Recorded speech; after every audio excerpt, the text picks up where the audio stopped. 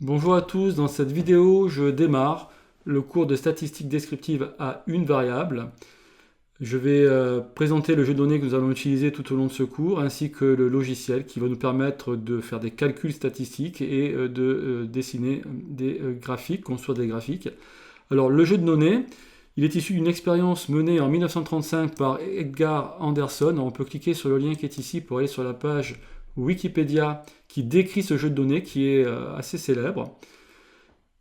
Il a été utilisé en particulier par Renard Fisher dans un article important sur l'analyse discriminante en statistique. Alors, il concerne, ce sont des mesures qui ont été effectuées, comme je vous le disais, par Edgar Anderson en 1935. Ces mesures ont été effectuées sur 150 iris de 3 espèces différentes. Vous avez l'espèce setosa ici, l'espèce versicolor et l'espèce virginica. Il a mesuré les longueurs et largeurs des pétales et des sépales. Alors, les sépales, ce sont les grandes feuilles qui sont un peu plus bas sur la fleur, ici, vous voyez. Alors, il a mesuré la longueur et la largeur de ces sépales. Et il a fait la même chose avec les pétales, donc les pétales qui sont au-dessus, hein. Longueur et largeur des pétales. Donc les pétales ici et les sépales qui sont là un peu plus grosses. Voilà, et ça, il a fait ça sur 50 setosa, 50 versicolor et 50 virginica. Vous avez sur cette même page Wikipédia un graphique qui a été réalisé par R. Alors, on sait très facilement le réaliser, il suffit d'aller dans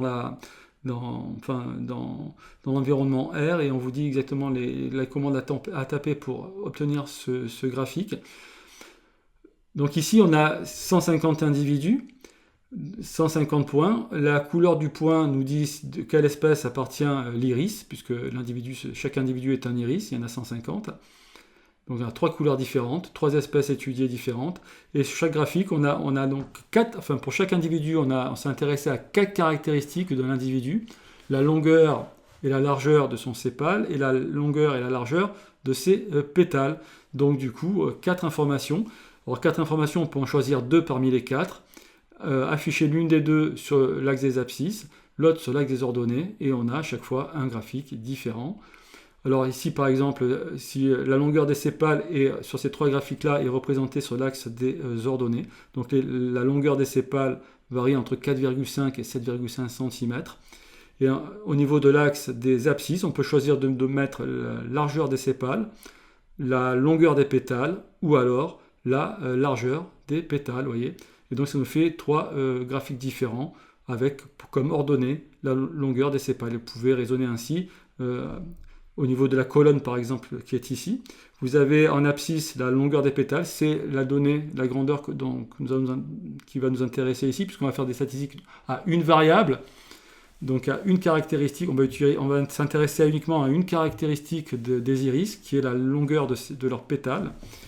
Mais l'année prochaine, en 5e, vous étudierez 2 caractéristiques, donc on fera des statistiques à 2 variables, et on aura comme ça un graphique où en abscisse on met une des 2 variables, et en ordonnée la deuxième, on appelle variable, hein. La variable c'est la caractéristique que l'on étudie, hein, la propriété qu'on étudie et qui est présente sur chacun des individus que l'on observe.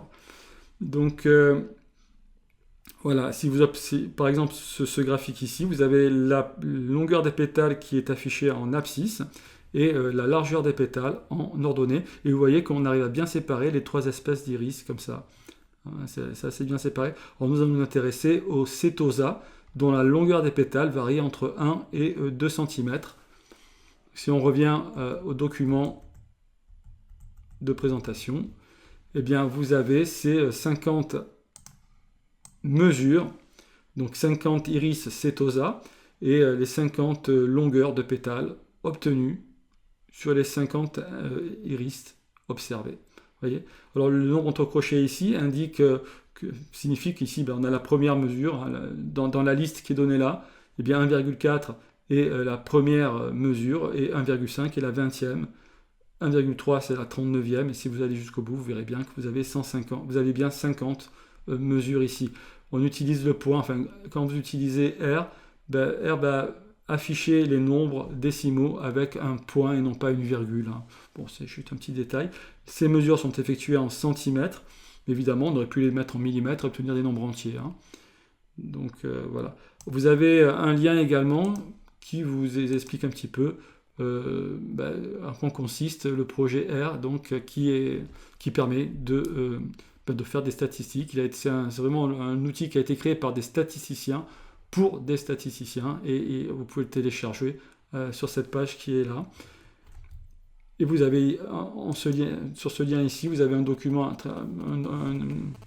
un livre gratuit également qui apprend un petit peu à utiliser ce logiciel. Donc voilà. Bien, je vais arrêter là cette première vidéo qui avait pour objectif de présenter le jeu de données que nous allons utiliser, la propriété, la caractéristique que nous allons étudier, donc qu'on appelle aussi variable, et l'outil R qui va nous permettre de créer des graphiques. Tous les graphiques de ce document ont été créés avec ce logiciel. Voilà, bien je vous quitte et je vous donne rendez-vous pour la suite de ce cours. Je vous remercie de votre attention.